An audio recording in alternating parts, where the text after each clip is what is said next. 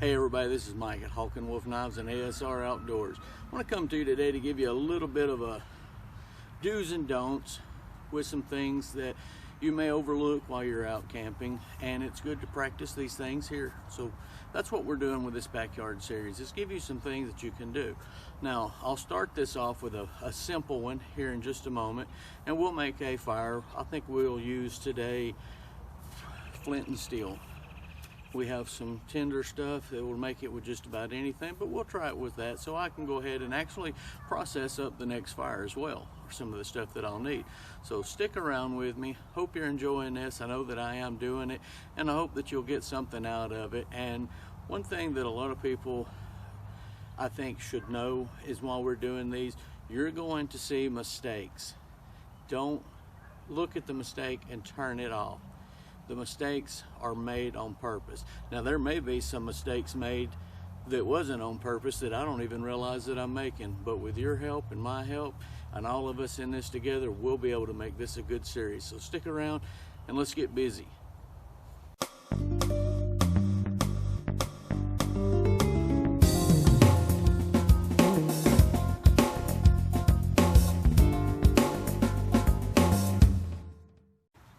All right. So we're going to do a primitive fire today, and we'll kick it off, and you'll see some do's and don'ts, so stick around, make sure that you do that.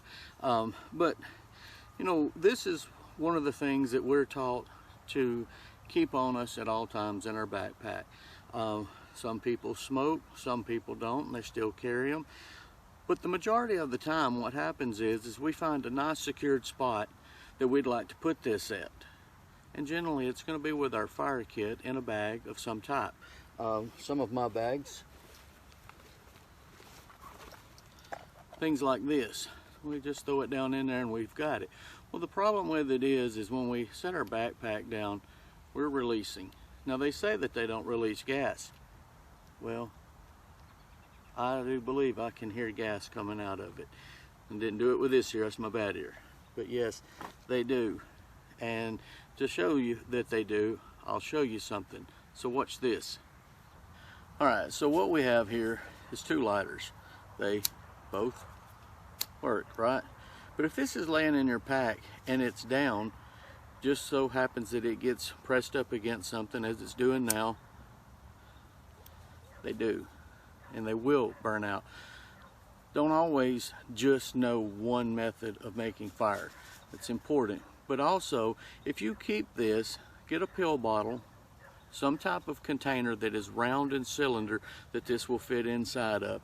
Therefore, it can't ever have corners to mash this down.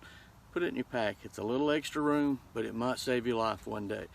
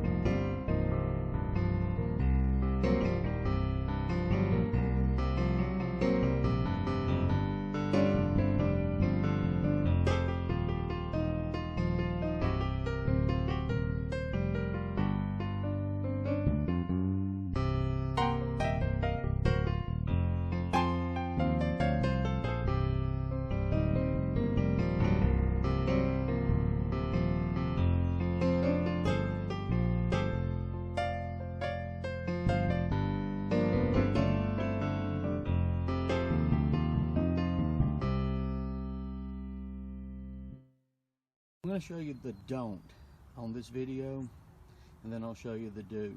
But I'm not going to try to waste the fire because I'm going to use it a little bit later for something. But a lot of times we process our firewood very little. is an example. This will make a very good, to keep it off of the ground, to keep the moisture that's in the ground, that's coming from the humidity and the dampness in the air. It'll help. We have another bundle to the left, or to the right here, that's a little smaller. And then we have all these chips, and then I have the shavings. I have something to ignite it. I need pencil size. That's what you're going to want to get. The next size after igniting the bundle with these over here is pencils, and then start working it. So I'm going to do this video and show you how I do it, and show you that you don't need all the extra that you see. All right. So in this video here, we want pencil size to get the fire going. Now I have here, as you've seen in the intro, some thin little sticks. Now these don't last very long at all, but they'll produce enough heat to ignite the rest of them. I have some little fluff in here that'll take off very easily. So this is going to be my beginning on top of the fire, and then put the other things. When you practice in your backyard, or you practice every time you go out, or if you've been out in the woods, or if you've just been out making a lot of fires, you're going to learn there's more than one way to skin the cat. By doing that, you need to learn more than one way, because not every day does everything work out in your favor. Could be dampness in the air, you don't realize it. The ground could be too cold and it's wicking all the heat out before it ever really gets enough to ignite the next piece. Those things are variables that you learn the more you do it. So being here in your backyard, in the safe environment, doing this, seeing what will work, what won't work, or what will not work, makes it a whole lot easier for whenever that scenario comes up, because making fire is not the same every time you go. There's the 30 key components that you need. Those are going to always be the same, but how you get those things to work together is up to you and the experience that you have. So let's try it and just see if I can fail this or if I pass it. I could use some bank line. That would ensure some.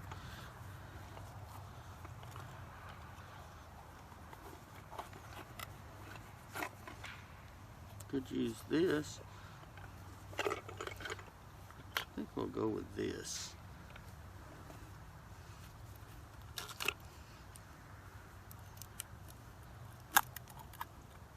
Well, looky there.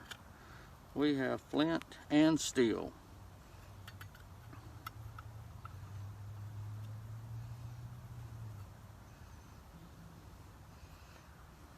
Now I'm working on a steel that would go into your kit.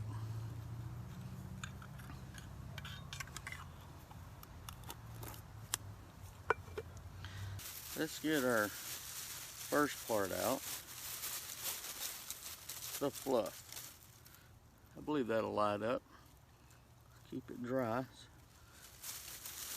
then let's go with these little sticks that I have.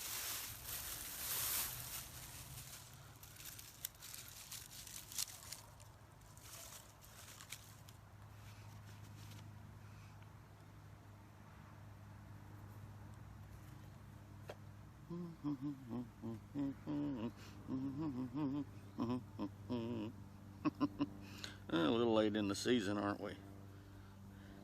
Now, when you play with these things, this sends the spark here, or this sends it up. However you want to do it. Don't let people tell you there's only one way. You just have to play with it, learn it, and don't listen to everybody tell you there's only one way of doing something, because there's not, unless it's making fire and freezing. There we go.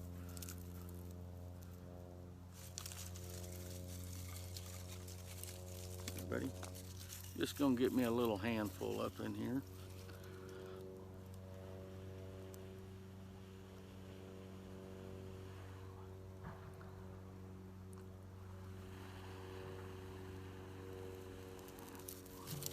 now we have fluff. Not panic, just gonna ease it over. Maybe the camera will show it, come on. Laying it in. Gotta be careful now because I moved the camera the wrong way.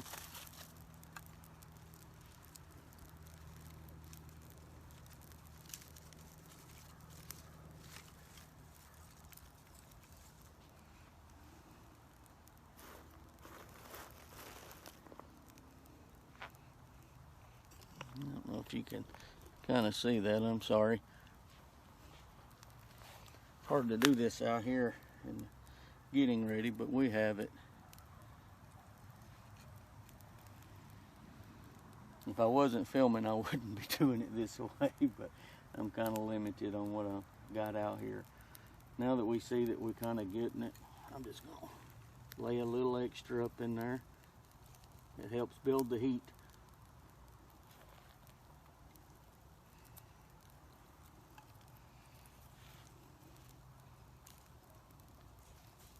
Start working these in.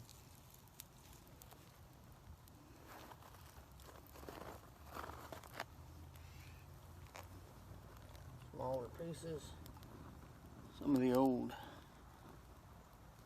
pieces.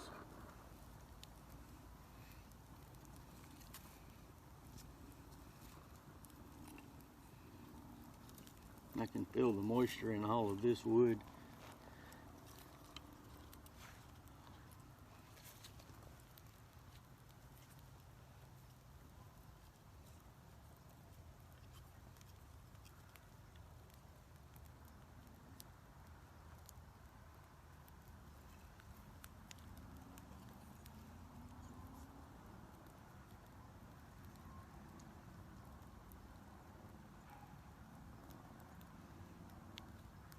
The trick is using the fire and keeping as much of the heat in an area until it starts igniting some of the bigger pieces. Or at least that's what I have found. Notice how the wind is swirling, or the smoke.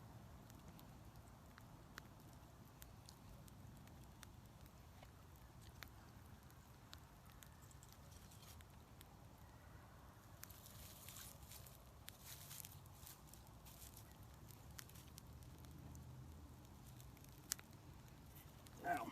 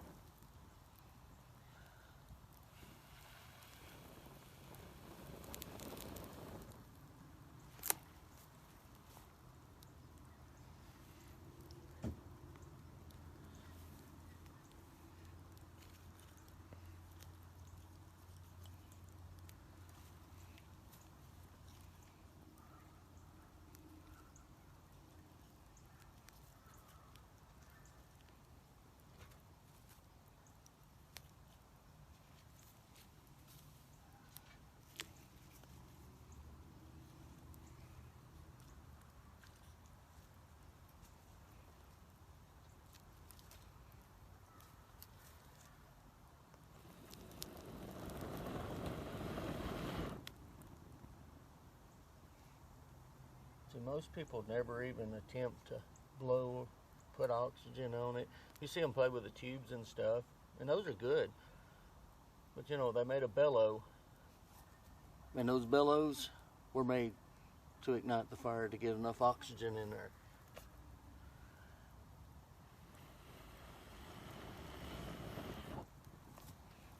So,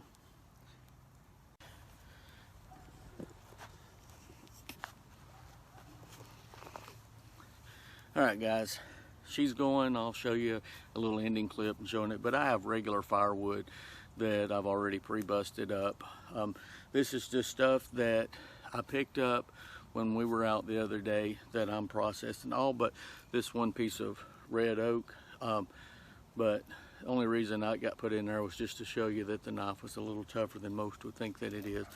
But the rest of it is just what I had gathered up while we were out and about the other day, just picking up resources that are going to be out there, not what I have readily available here. It's good to learn those things and to be able to mix the two of them up while you're practicing. But I have some projects that I need to do tonight that's going to require some nighttime stuff that I'm doing with some of the series that I've got.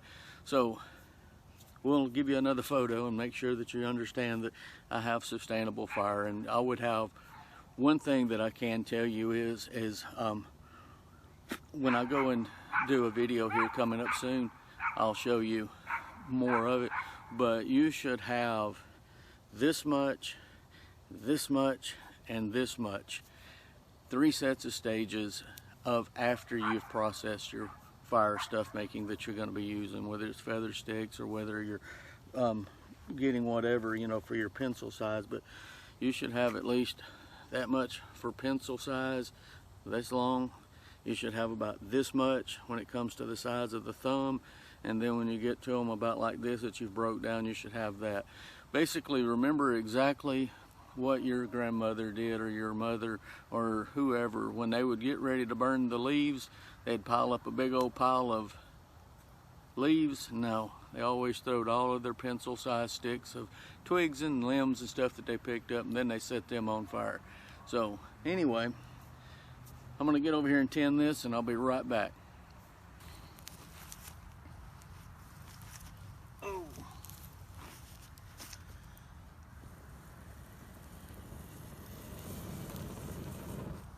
There we go.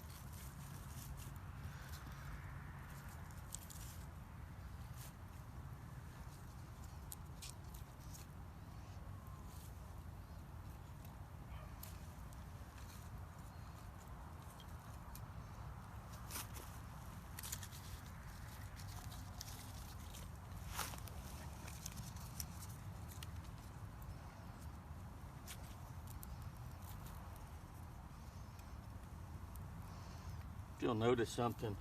I'm leaving this part here for me to blow into, and I'm building the back so it kind of swoops up into it.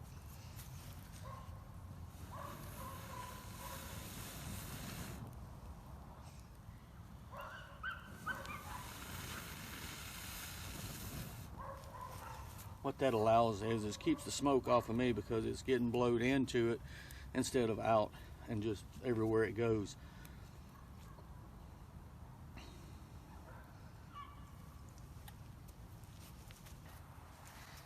I call it a mine. Notice how it's going in. Since this was all dampened up and the wood is not completely dried, if I just throwed it all up in a log cabin, it'll burn the center, and then the center will burn out, drop into coal. This keeps a coal because it keeps the heat in. There's not any oxygen coming out. Periodically, I do have to blow on it until, you know, I could walk away from it now and come back and blow on it in 10 minutes and have a good fire. But I've got something else I've got to do tonight that'll be on another video, so we're just going to show you how I just blow into it.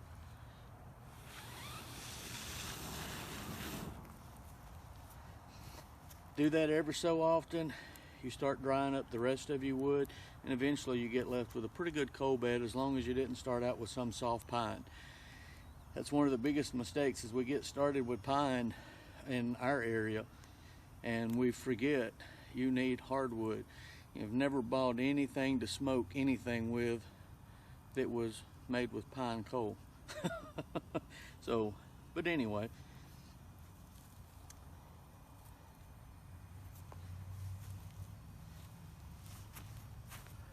well, we have our fire. It's nice, toasty right there. I'm not making a big fire tonight, but it's going. And I guess what I wanted to do with this one here, and there'll be so many of these coming up, and there'll be little tidbits, and it's things that we can just learn together and have fun. But knowing when you're out and about what to gather for fire is not as much as just watching me or 5,000 other people that are out there doing this every day and teaching and showing and things like that. It's doing, you know, and sometimes we kind of get a little bit confused at just watching videos and not practicing, because we don't have but maybe one weekend every 3 months that maybe we can get away, you know, and we sit and we just watch and watch and watch and watch and watch and watch, and then we never learn and learn and learn and learn, because we never did, and we waited for that 3 months, and you've learned so much in 3 months you don't even know what to start with, and you've just wasted all of that. You could sit and tell somebody how to do it, but most likely we can't do it because we never did it. And that's what I wanted you to be able to get out here and do and enjoy that. So guys, this knife here is the Yellow Jacket. You can't see it tonight, but you're going to see it in a lot of videos coming up. It's basically 5 inches of cutting blade. It's a 90-degree spine on the top. It's got a hefty handle in the back. It's 1/8 inch thick, but the rest of them will be in 3/16 and 5/32. It'll be on the website. All of them will come with green and canvas, green canvas micarta, and all of them will have the yellow in it, hence Yellow Jacket. But it's a nice little blade, and I know you guys can't really see that blade that well, but you'll see more of it. But those are all going on the website next week. We'll do them in batches of 5, each one of them, as they sell. Locally, we sell a tremendous amount of them, but we're really not here to plug the knives that much. Just want to show you that, you know, get out in your backyard and enjoy yourself. What I'm doing. I'm going to sit here and just enjoy myself. And I'm waiting on knives to get out of the oven now. They're on their second cycle of 2 hours, so I got things I can just sit and kill, because I've done sold all the other ones or done made them. So guys, thank you again for sticking around and watching this. I'll see you guys on another video. Thank you for watching. Thank you for all of the support I've had over these years, all the comments. Some of you guys have been here with me since day one, and that's for you guys and gals. But all of you new ones coming up, there's you one too, okay? So thank you, and I'll catch you guys on the next video.